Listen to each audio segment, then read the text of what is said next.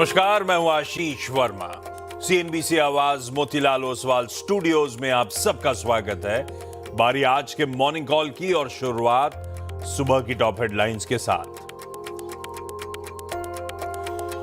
UAE पर Iran के ताजा हमले और कच्चे तेल के उछाल से ग्लोबल बाजारों का मूड बिगड़ा।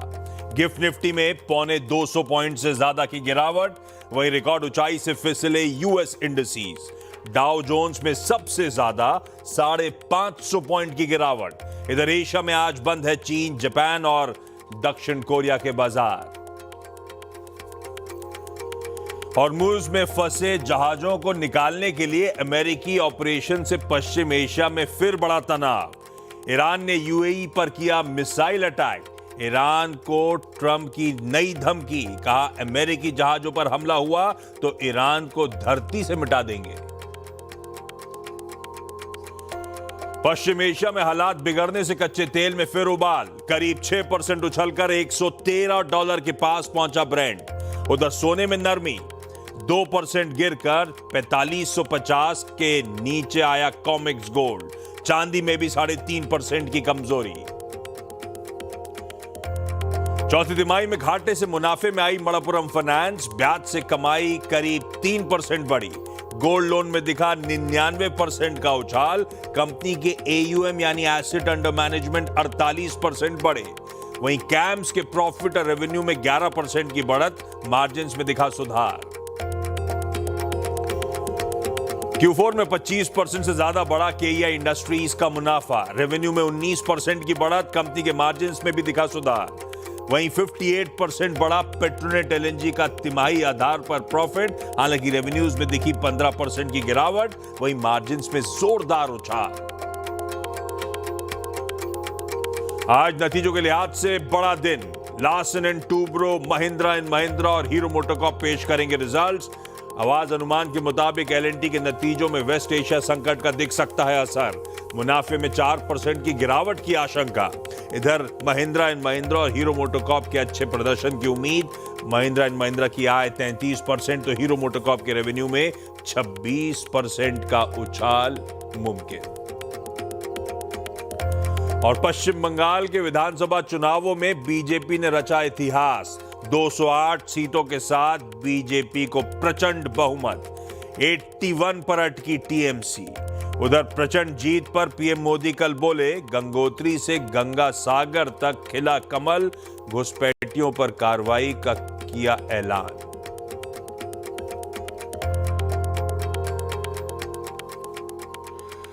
चलिए, मंगलवार का दिन है, इस ट्रेडिंग वीक का डे 2। कल के मार्केट एक्शन पे बाद में आता हूं, पहले आज के सेशन के क्या की ट्रिगर्स हैं, अहमियत है, वो समझा देता हूं। भाई, कल किसी भी पार्टी से पूछते, खास तौर पे जो हार रहे थे, सबका इंतजार था, बोले सनसेट का इंतजार कर रहे हैं, सब फाइनल टैली आ जाए उसके बाद रिएक्ट करेंगे। वो फाइनल टैली अभी प्रेजेंट भी करूंगा आपके सामने। दूसरा, अपडेट्स अवेटेड थे, ट्रम्प साहब का वो प्रोजेक्ट फ्रीडम कितना इफेक्टिव रहा। कल सुबह मिडिल ईस्ट में सुबह से वो प्रोजेक्ट फ्रीडम का आगाज होना था, पर उस बीच तो मामला कुछ उल्टा ही हो गया है। अभी उस पर आएंगे, उन डेवलपमेंट्स पे। थोड़ी सी वेस्ट एशिया क्राइसिस थोड़ी सी बढ़ती हुई, कल और आज के बीच में कहानी थोड़ी सी बिगड़ गई है। दोनों पे बातचीत कर लेंगे। आज मंगलवार है, निफ्टी 50 के वीकली कॉन्ट्रैक्ट्स की एक्सपायरी की तैयारी करनी है। लक्ष्मण बता रहे थे कल कि आज शाम 5 बजे कैबिनेट की एक बैठक शेड्यूल्ड है। आई एम श्योर कुछ ही देर बाद वो अपडेट भी आ जाएगा लक्ष्मण की तरफ से, क्या हो सकता है उस कैबिनेट मीट में। एक रिजल्ट हैवी डे है, जो प्रोड्यूसर साहब ने बढ़िया तरीके से आपको एक्सप्लेन भी करा। 2 निफ्टी, लार्सन एंड टूब्रो और महिंद्रा और 5 वायदा बाजार की कंपनीज हैं जिनके नंबर्स का इंतजार है। वो आएंगे इवेंट्स कैलेंडर पे, तो डिटेलिंग सब कर दूंगा। लाइए जरा मार्केट स्क्रीन पे। कल हफ्ते की शुरुआत जो हुई थी, डिसेंट नोट पे हुई थी। मैं कहता 1/4% उछाल के साथ हमने कामकाज की शुरुआत करी थी, 60-70 पॉइंट ऊपर। उसके बाद स्क्रीन्स में मोमेंटम पिकअप हुआ। एक समय 1.25% के गेन्स थे, ऑलमोस्ट 290-300 पॉइंट के उछाल के साथ भारतीय बाजार कामकाज कर रहे थे। 24,300 के आसपास पहुंचे। वहीं से फिर वो मुनाफा वसूली का दबाव हावी हुआ। एक समय तो एकदम फ्लैट थे, महज 7 पॉइंट ऊपर रह गए थे। हाँ, लकीली जाते जाते कुछ रिकवरी का ट्रेड प्ले आउट हुआ और फाइनली आधे % के उछाल के साथ हमने कल सोमवार के सेशन की समाप्ति करी। ले दे के भाई साहब वो रेंज बाउंड बायसनेस जिसकी अपन कल सुबह चर्चा कर रहे थे, जस का तस वैसी ही स्क्रीन है। वो अपने इंपॉर्टेंट रेजिस्टेंस क्लस्टर पे आके मामला अटक रहा है, सप्लाई देखने को मिल रही है 24,300 के इर्द गिर्द। लकीली हो ये रहा है इंपॉर्टेंट वो सपोर्ट जोन्स के आसपास बकायदा डिमांड भी आ रही है। थर्सडे को हमने देखा था 23,800 से घूमे थे और कल भी 24,000 के जोन से फाइनली जब मूव आया, आधे % का उछाल आया, तो वही 24,000 के लेवल से आसपास से आया। तो दायरे में फंसा हुआ है। खैर, गिफ्ट निफ्टी के संकेत स्क्रीन पे रखिएगा, फिर मामला गड़बड़ाएगा। 250 पॉइंट दबाव के साथ मंगलवार के एक्सपायरी डे की हम शुरुआत करने जा रहे हैं, 2 तिहाई 3 चौथाई फीसदी प्रेशर के साथ। हमारे एशियन पियर्स चाइना और जापान कल भी छुट्टी पे थे, आज भी उनकी छुट्टी कंटिन्यू कर रही है। चाइना लेबर की इज्जत कर रहा है, जापान तो बहाने ढूंढ लेता है नई नई छुट्टियों के। और साथ में मेरे ख्याल से दक्षिण कोरिया के मार्केट्स भी बंद हैं। बाकी जो खुले हुए हैं वो मिला जुला सा रुझान आपकी स्क्रीन पे। तो एशिया से ज्यादा क्यूज है नहीं, लाई है यूएस के बाजार। फिर हम जब कल सेशन की समाप्ति कर रहे थे, यूएस के फ्यूचर्स 1 चौथाई फीसदी लाल से 1 चौथाई फीसदी हरे के बीच में थे। मिला जुला रुझान था, पर प्रेशर माउंट कर गया। इवेंचुअली 1 चौथाई से 1.25% के दबाव के साथ कल तीनों बेंचमार्क ट्रेड कर रहे थे और आज सुबह के फ्यूचर्स पस्त नजर आएंगे आपको। तो तब और आप पहली प्लेट हैंडओवर जो लेके गए थे उससे दबाव के साथ तीनों बेंचमार्क स्क्रीन पर हैं। पर इन दबाव से ज्यादा वो जो मामला गड़बड़ा रहा है, कच्चा तेल लेकर आइएगा। ब्रेंट के भाव कल धीरे धीरे इंचअप होने शुरू हो गए थे। कल क्या था, 106 107 पे थे, जाते जाते 109 छोड़ के गए थे हम लोग 3:30 बजे। वो 109 वाला 114 पे आके वापस खड़ा हुआ है। तो मामला कुछ गड़बड़ाया है। क्या क्या गड़बड़ा गया है, हुआ क्या, समझ लिया जाए। भाई साहब गुड मॉर्निंग, क्या हो गया? गुड मॉर्निंग आशीष। एक वक्त पर तो ब्रेंट 119 तक भी पहुंच गया था। 119 के बाद फिर जाके बहुत शार्प प्राइस स्विंग्स हुए थे ब्रेंट में, फिर जाकर के 114 115 के आसपास जाकर के सेशन की जो है समाप्ति हुई कल।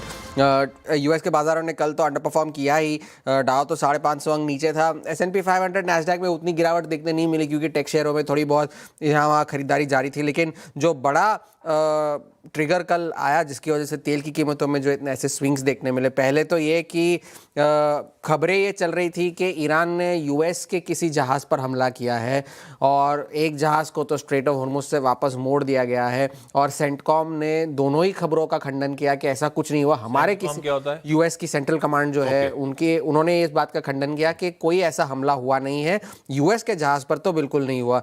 लेकिन डोनाल्ड ट्रंप ने कल ट्रूथ सोशल पर यह कहा कि दक्षिण कोरिया के एक जहाज़ पर जो है ईरान का हमला हुआ है। और दक्षिण कोरिया ने इस बात की पुष्टि भी की है कि जंग शुरू होने के बाद पहली बार ऐसा हुआ है कि उनके किसी कार्गो जहाज को किसी भी तरह का नुकसान पहुंचा है। तो डोनाल्ड ट्रंप ने ट्रूथ सोशल पर ये लिखा भी था कि अब वक्त शायद आ गया है कि दक्षिण कोरिया भी हमें हमारे इस मिशन में ज्वाइन कर ले।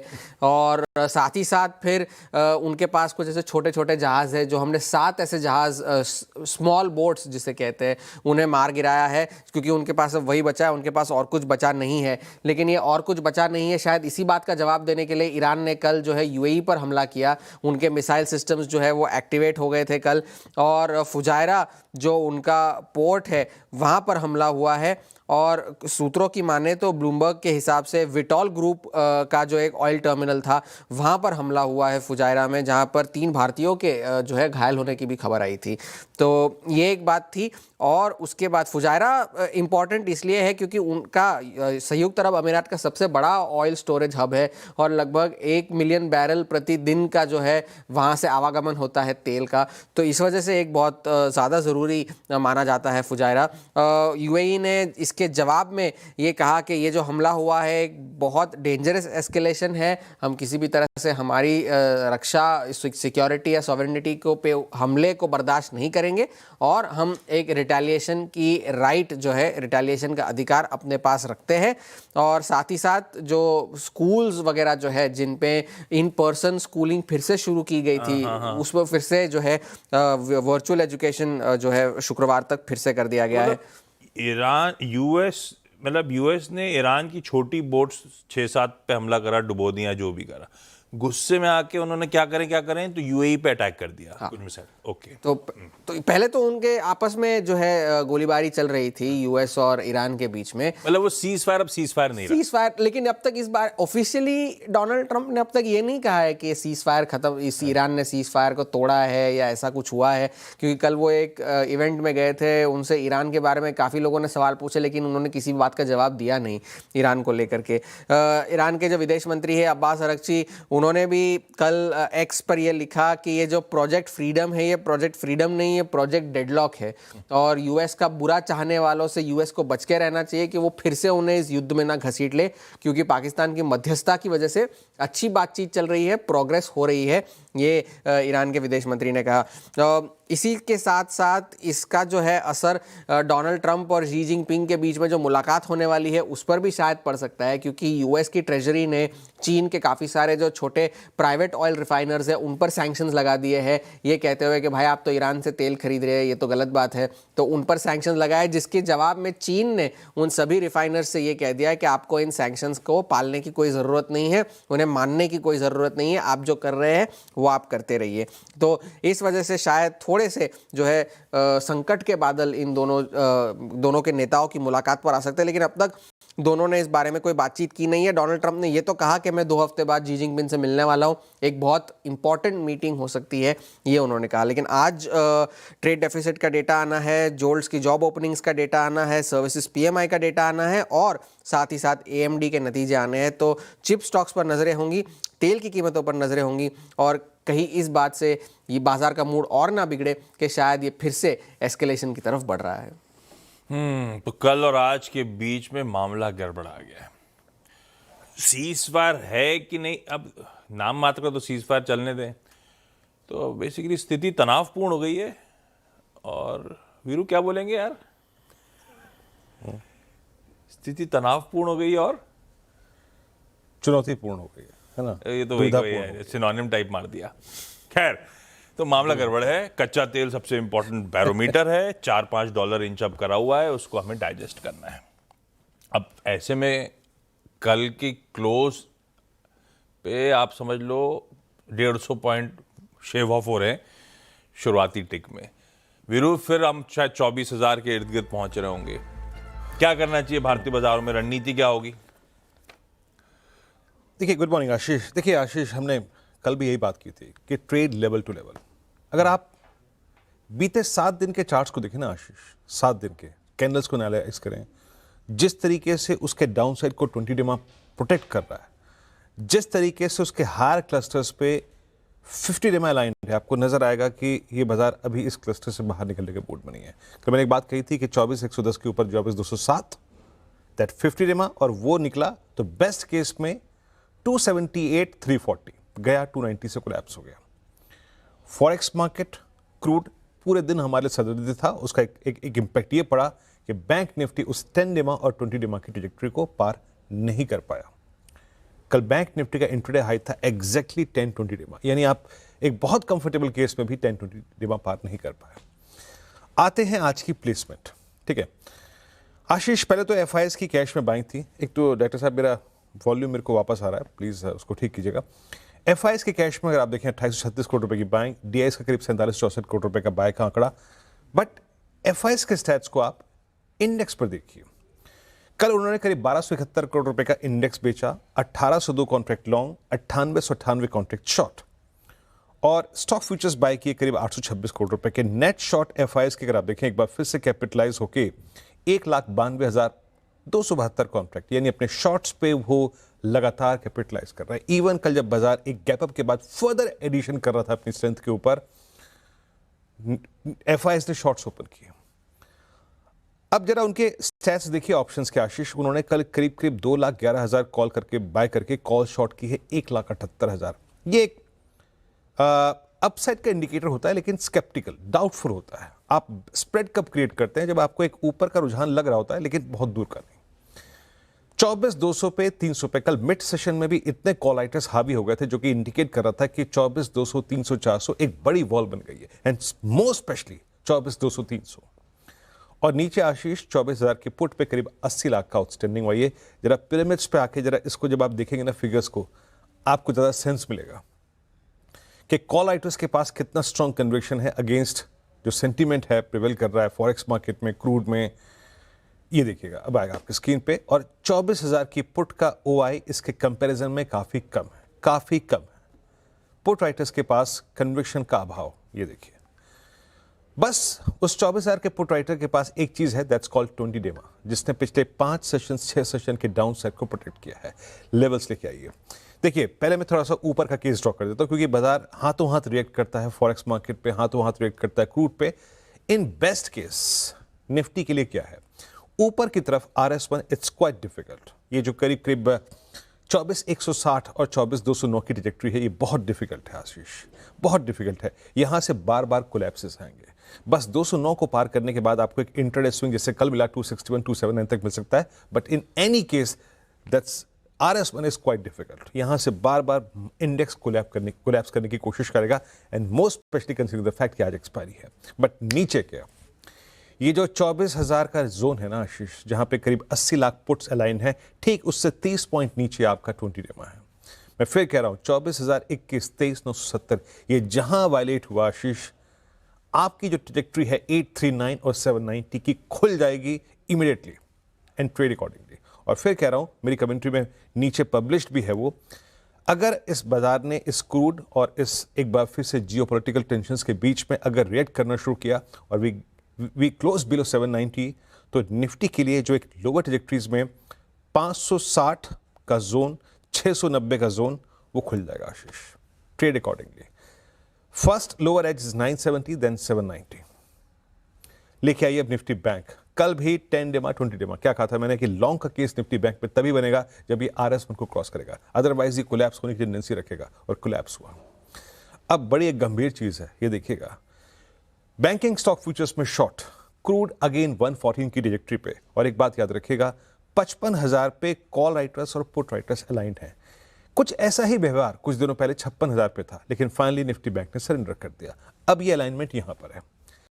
लेके आइए RS1, ये फिर मैं एस्टेब्लिश कर रहा हूं, जब तक कि RS1 नहीं कटेगा, दैट फॉलोइंग 10 फॉलोइंग 20, ये इंडेक्स स्केप्टिकल रहेगा, डाउटफुल रहेगा, सनराइज की ही अप्रोच रहेगी जब तक कि RS1 नहीं कट रहा है।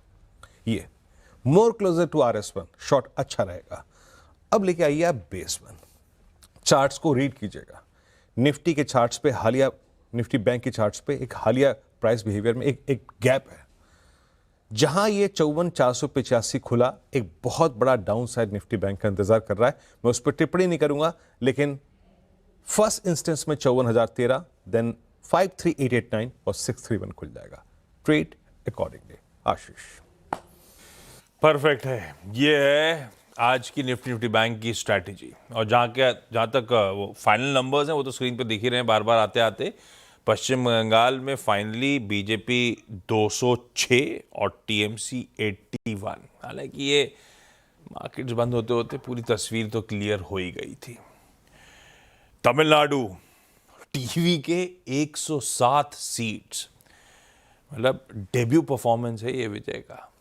और तमिलनाडु तो गजब। इससे पहले मैं कल पढ़ रहा था, NT रामाराव की TDP 1983 में उसने, वो 9 मंथ फॉर्मेशन के हुए थे उस पार्टी को, और आंध्र प्रदेश जीत गया था, लैंडस्लाइड विक्ट्री हुई थी उसके। हालांकि मेजॉरिटी मार्क तक नहीं पहुंचे, लेकिन गजब डेब्यू परफॉर्मेंस। बाकी के डिटेल स्क्रीन पर आते रहेंगे। मैं चला मंत्री फिनमार्ट के अरुण कुमार मंत्री साहब के पास। मंत्री जी, आज के प्रिफर्ड आइडियाज कौन से? जी Ashish ji, good morning. Ashish ji, again market consolidation में ही रहना चाहिए, और 24,000 24,300 एक रेंज जो बनी हुई है, इसी में रहना चाहिए। तो एक बाई एक सेल रिकमेंडेशन रहेगा। बाई साइड में आयशर मोटर्स को खरीदने की सलाह रहेगी। 7320 के आसपास खरीदें, 7243 का स्टॉप लॉस रहेगा, और 7445 तक के टारगेट्स आयशर मोटर में आ सकते हैं। आशीष जी, दूसरा स्टॉक परसिस्टेंट में बेचने की सलाह रहेगी। 4790 के आसपास अगर मिलता है तो वहां पे बेचें। 4835 का स्टॉप लॉस रहेगा, और 4701 तक के टारगेट आ सकते हैं। एक flag type of pattern persistent में बन रहा है। मुझे लग रहा है उसका ब्रेकडाउन आज आपको देखने को मिल सकता है। बिल्कुल ठीक है। मार्केट्स पे जिस तरह का माहौल है, बाय और सेल दोनों लेके चलेंगे। आयशर मोटर्स कल अपने सेल्स नंबर्स पे रिएक्ट कर रहा था, खासतौर पे रॉयल एनफील्ड के स्ट्रॉन्ग नंबर्स पे अच्छी मूव्स थे, आज फिर खरीदारी करने के मौके पर। परसिस्टेंट सिस्टम्स मंत्री साहब के लिहाज से वीकनेस बढ़ेगी, दबाव के साथ कामकाज होगा, बेचने के मौके हैं।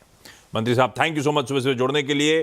क्विकली कंचन बताएंगे आज के सारे इंपॉर्टेंट स्टॉक्स न्यूज। कंचन गुड मॉर्निंग, बताएं। Good morning. शुरुआत करते हैं केईआई इंडस्ट्री के साथ। देखिए, पिछले क्वार्टर मैनेजमेंट ने गाइड किया था रेवेन्यू में 20% की बढ़त आएगी और ऑलमोस्ट 19% की हमें बढ़त जो है रेवेन्यू में इस बार देखने को मिली है। एबिटा फ्रंट पे काफी स्ट्रॉन्ग नंबर्स देखने को मिले हैं, 27% का इजाफा यहाँ पे है। वहीं मार्जिन्स भी यहाँ पे अच्छे सुधरते हुए नजर आए हैं। केबल एंड वायर सेगमेंट की बात करी जाए तो यहाँ पे 18% का जो जंप है वो आता हुआ दिखाई दिया है। पेट्रोनेट एलएनजी के नंबर्स की तरफ अगर आप नजर डालें तो नेट प्रॉफिट में आपको 57% का जंप देखने को मिलेगा, but at the same time revenue आपको 15% तक गिरता हुआ दिखाई देगा। देखिए, जो फोर्स मेजॉर था उसका जो इंपैक्ट है वो कंपनी के रेवेन्यू में आता हुआ दिखाई दिया है और हो सकता है ये जो हमें इंपैक्ट है क्वार्टर 1 तक भी जाता हुआ दिखाई दे। एबिटा में हमें इंप्रूवमेंट देखने को मिला है, मार्जिन्स भी यहाँ पे सुधरते हुए नजर आए हैं। मन्नापुरम फाइनेंस के नंबर्स की बात करें तो नंबर इस टाइम पे कंपनी घाटे से वापस से मुनाफे में आती हुई दिखाई दी है। गोल्ड वैल्यू बढ़ने से जो कंपनी की ग्रोथ है वो हमें शानदार देखने को मिली है। जो AUM है वहां पे 48% का जंप देखने को मिला है। इनफैक्ट जो एवरेज गोल्ड टिकट का साइज है वो भी बढ़ता हुआ दिखाई दिया और गोल्ड लोन का जो सेगमेंट है 99% तक साल दर साल बढ़ता हुआ नजर आया है। कैम्स के अगर नंबर्स की बात करें, नंबर्स यहाँ पे पॉजिटिव देखने को मिले हैं। टॉप लाइन में 11% का उछाल है, मार्जिन्स भी यहाँ पे 200 बेसिस पॉइंट्स तक उछलते हुए नजर आए हैं। वही बात करें टाटा केमिकल के नंबर्स की, नंबर्स में यहाँ पे हमें पेन देखने को मिला है डायरेक्टली। नेट लॉस हुआ है कंपनी को करीबन 2100 करोड़ का और यहाँ पे एक करीबन 1850 करोड़ का कंपनी के पास एक्सेप्शनल लॉस भी है। एबिटा में 16% की गिरावट, मार्जिन्स भी यहाँ पे 250 बेसिस पॉइंट्स तक गिरते हुए दिखाई दिए हैं। वहीं अगर टाटा टेक के नंबर्स की बात करें तो नेट प्रॉफिट में 8% का उछाल है। रेवेन्यू टॉप लाइन यहाँ पे 22% तक बढ़ती हुई नजर आई है। और वहीं अगर हम बात करें ऑपरेशनल नंबर्स की तो ये हमें फ्लैट साइड में देखने को मिले। इसी के साथ कंपनी ने डिविडेंड का भी ऐलान कर दिया है। टाटा टेक्नोलॉजी कंपनीज भी आज आपके टाटा टेक की ऑन क्यू भी देखेंगे, वो बाद में मेंशन करेंगे। खैर, ये हो गए सारे के सारे important stocks in news. Quickly छोटा सा ब्रेक के उस पार इंदौर चलेंगे मनोज कुमार जैन साहब के पास। वो बताएंगे आज की बढ़िया सी commodity call. Manoj ji good morning, आता हूं। चलिए, ब्रेक के बाद आप सबका स्वागत है। थोड़ा सा मामला इंचअप हुआ है, तो बॉन्ड यील्ड्स हो, डॉलर इंडेक्स हो, थोड़ा सा इंचअप कर रहा है। क्रूड तो मैं दिखा ही चुका हूं, $4 के आसपास तब और अब। कल 3:30 बजे की कहानी है, कमोडिटीज के लिए नहीं है, इक्विटीज के लिए। बाकी के वेरिएबल्स भी स्क्रीन पर। थोड़ा सा परिस्थिति बदली हुई है, ऐसे में थोड़ा सा कैसे नेविगेट करा जाए, कैसे कमोडिटी यूनिवर्स में कमाई करी जाए, मनोज सर बताएंगे। मनोज जी बताएं।